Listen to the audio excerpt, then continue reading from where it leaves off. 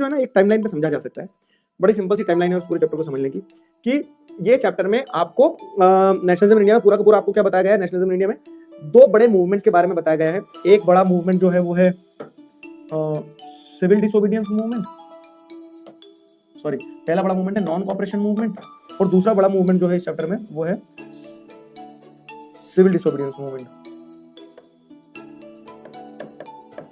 Civil disobedience movement और non cooperation movement, दो बड़े मूवमेंट के बारे में इस पूरे देश में बताया गया है, इस पूरे चैप्टर में बताया गया है। अब होता क्या है कि फर्स्ट वर्ल्ड वॉर जब चला था 1914 से 1918 के बीच में, तो उस फर्स्ट वर्ल्ड वॉर के टाइम पीरियड में इंडिया में स्थिति बड़ी नाजुक हो गई थी। क्यों? क्योंकि खाने के प्राइसेस जो है वो बढ़ गए थे, टैक्सेस इंट्रोड्यूस कर दिए गए थे, जबरदस्ती लोगों को वॉर में लड़ने के लिए बुलाया जा रहा था, फोर्स रिक्रूटमेंट चल रहा था। तो इन सारी स्थितियों में क्या देखने को मिलता है आपको? इन सारी स्थितियों में देखने को मिलता है कि कहीं ना कहीं लोग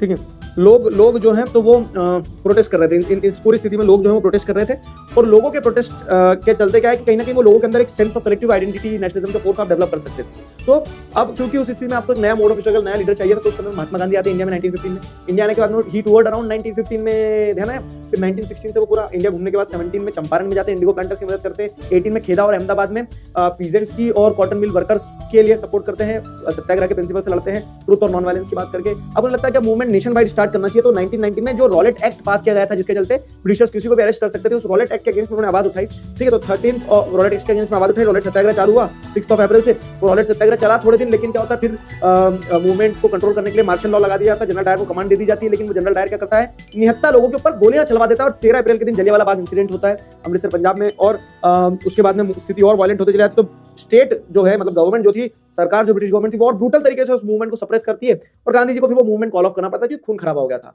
अब महात्मा गांधी ने सोचा कि मूवमेंट को और बड़ा करने के लिए हिंदू मुस्लिम यूनिटी इंश्योर करना है। उस समय जब खिलाफत इशू चल रहा था, तो सारी मुस्लिम मासेस जो है अपने स्पिरिचुअल हेड खलीफा की रिस्पेक्ट के लिए ब्रिटिशर्स के अगेंस्ट खड़ी थी। तो महात्मा गांधी ने बोला कि इन दोनों को मिला के एक बड़ा नॉन कॉपरेशन मूवमेंट लॉन्च किया जाए।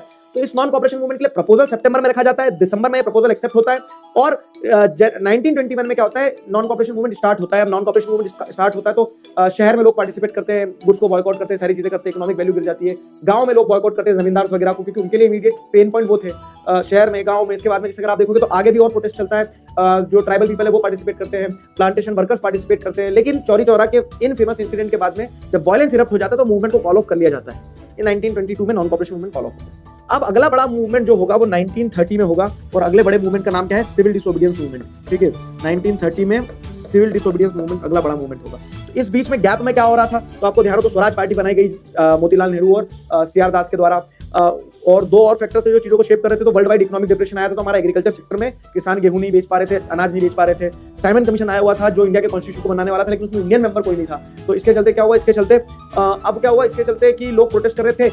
ब्रिटिश गवर्नमेंट की तरफ से डोमिनियन स्टेटस का ऑफर आया, लेकिन यंग लीडर्स ने रिजेक्ट करके बोलते कि फुल इंडिपेंडेंस लेंगे। पर 26 जनवरी 1930 में फुल इंडिपेंडेंस मिल नहीं पाई।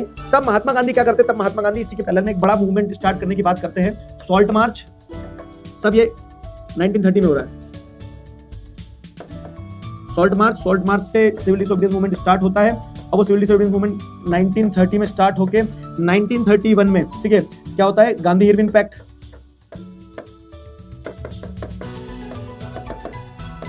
गांधी इरविन पैक्ट 1931 5 मार्च 1931 में उसे कॉल ऑफ कर लिया जाता है। गांधी इरविन पैक्ट के चलते, क्योंकि सिविल डिसोबीडियंस मूवमेंट में लोगों ने पार्टिसिपेट किया, लीडर्स को अरेस्ट कर लिया और वायलेंट इरप्ट हो गया, तो महात्मा गांधी ने बोला कि चलो मैं मूवमेंट कॉल ऑफ कर रहा हूं, लेकिन तुम लोगों को छोड़ो और मैं चलता हूं सेकंड राउंड टेबल कॉन्फ्रेंस में। लेकिन वहां कुछ मेजर अचीवमेंट हाथ लगती नहीं है। फिर गांधी इरविन पैक्ट हो गया, तो अब सिविल डिसोबीडियंस मूवमेंट में लेकिन दो चीजें पैरेलल चल रही थी। वो दो चीजें पैरेलल क्या चल रही थी, एक तो पार्टिसिपेंट्स कौन थे, तो rich peasants, poor peasants, industrial workers, industrial owners और विमेन, ये 5 ग्रुप थे जिन्होंने पार्टिसिपेट किया अपनी अपनी डिमांड्स के साथ में। और लिमिटेशन क्या रही, तो अगर आपको ध्यान हो तो लिमिटेशन ये रही कि इस पूरे मूवमेंट में हिंदू मुस्लिम के बीच में कंफ्लिक्ट था, अपर कास्ट लोअर कास्ट के बीच में कंफ्लिक्ट था। ठीक है, तो ये पूरा मूवमेंट था सिविल डिसोबीडियंस मूवमेंट। एक लास्ट टॉपिक अपने सेंस ऑफ कलेक्टिव बिलोंगिंगनेस आज पढ़ा। तो इस तरह से पूरा चैप्टर मैंने आपको समराइज करवा दिया। क्लियर है? बताओ, अब ये चैप्टर से कोई भी सवाल आएगा, इसका WPP दे दूंगा, इसके क्यूट नोट्स दे दूंगा, क्यूट नोट्स मिल जाएंगे, WPP मिल जाएगा, और मतलब चैप्टर रिवाइज करते रहना उससे, और WPP सॉल्व कर लेना। अब जब डाउट सॉल्विंग सेशन होगा, जो कि मुझे लग रहा है मंडे को होगा, हाँ मंडे के दिन, तो मंडे के दिन अपन इसके क्वेश्चन आंसर तुम सॉल्व करके आना, WPP आज मिल जाएगी तुम्हें। ठीक है, आ गया समझ में? चलो टाइम भी हो गया और तुम्हारा।